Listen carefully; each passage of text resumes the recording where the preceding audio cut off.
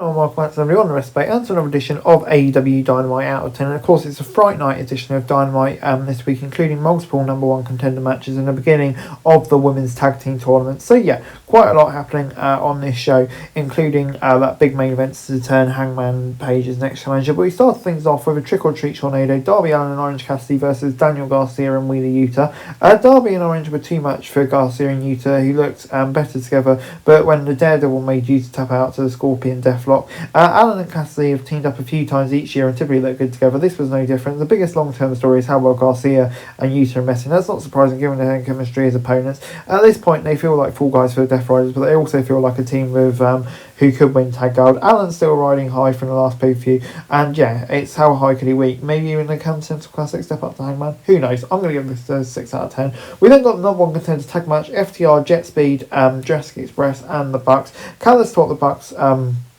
for the match to offer a spot in the family, and then showed what he could give them with an extra special entrance with Hallis hype announcing. And after a wild match with non-stop action, Knight caught Matt with a UFO splash, but Dax and Cash slipped in and with a shatter machine to win. This could have gone a number of ways, with Young Bucks still struggling. FTR's built on story with Bro Dido.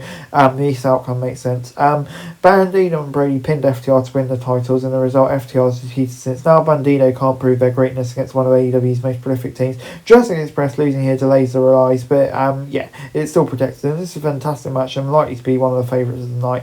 Never really letting out the beat. Jet Speed was never likely to win, but I think they stole the spot at the show. So yeah, 8 out of 10. Moving on next up to the Don Callis, who presented the Family Summit, where the group went over the 4 most important questions. Who is the family? Rocky answered with an ugly painting of the whole group. What is the family? Josh answered with a video package. Why is the family? Cole Fletcher went over the old oath they had to join, and how does the family work? Callis explains everything goes through him. Takeshita arrived late. He was cut off by Callis, who asked him to shake hands with Okada. When the Alpha eventually agreed, the Rainmaker gave him a middle finger and said Callis and demanded they team together on collision.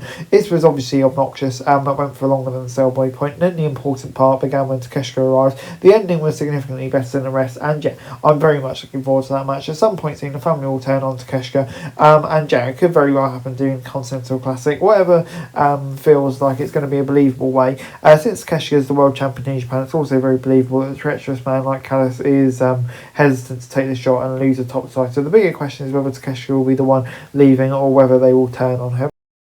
We then got John Moxley versus Kyle O'Reilly. Mox found himself overwhelmed and terrified in a rematch with Kyle O'Reilly, who kept wrapping him up into various submissions. Luckily for the Death Riders, KOR lost track. The count outside while choking Mox out with guillotine, causing a double count out. Afterwards, the Death Riders struck out at Kyle O'Reilly until conglomeration and Darby arrived. Mark Briscoe gave the mic to Orange Cassidy to declare the need for blood and guts. This was more of a rushed affair, but they have great chemistry. As for the blocking afterwards, it made sense.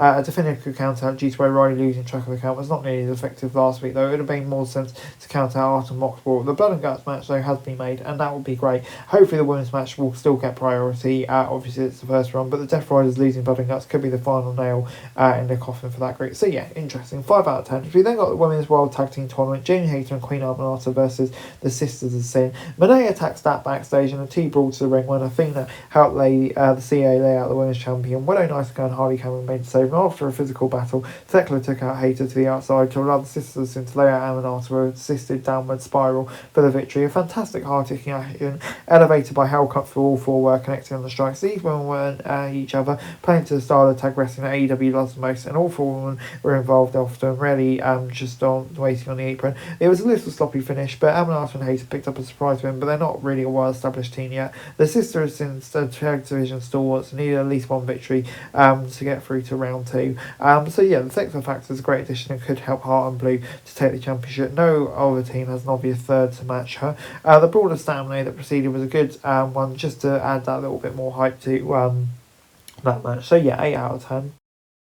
It was then main event time. Bobby Lashley, Ricochet, Samoa Joe and Hook in number one contenders match for the world title. And after wild action where everyone got close to win, Ricochet continued to be a thorn in the side of Lashley, distracting him from the action in the ring where Joe made Hook tap out to the Coquina clutch. Afterwards, Joe signed a contract for the world title match and destroyed all the big Halloween costumes, thinking Hangman was the stay Puff Marshmallow Man again. Instead, the cowboy revealed himself to be dressed as Tony Schiavone as the Phantom of the Opera and took out the Yachts and laying out Joe with a buckshot before being pulled away. The main event was wild. In particular, Lashley looked fantastic. And Ricochet was the highlight reel performer, but of course Joe had to win with the storyline. The aftermath might not have been sweet either with anything else. Hangman remains Rare Smart Wrestling Champion, outsmarting the Ops. This will be the highlight real moment for this rivalry and should focus a lot obviously on the Ops. Hook's inclusion was questionable, but I think it does create an interesting story. So yeah, I'm going to give it a 9 out of 10. Overall, when Dynamite this week gets an 8 out of 10 for me. This was a really, really good episode of Dynamite matches. The four-way matches were fantastic. The women's tag team tournament started off really well. Of course, the Don Callis Family Summit ended at Storm, and of course we've got the whole Death Rider stuff as well. So yeah, I think just throughout this was a really, really strong episode of Dynamite. That's it for this video. Thanks very much for watching. Remember to like, share, subscribe, follow us on our socials, link in the description below for daily wrestling news, meme and content. Subscribe to our other channels on screen right now, that'd be greatly appreciated. Thanks very much for watching. Peace out.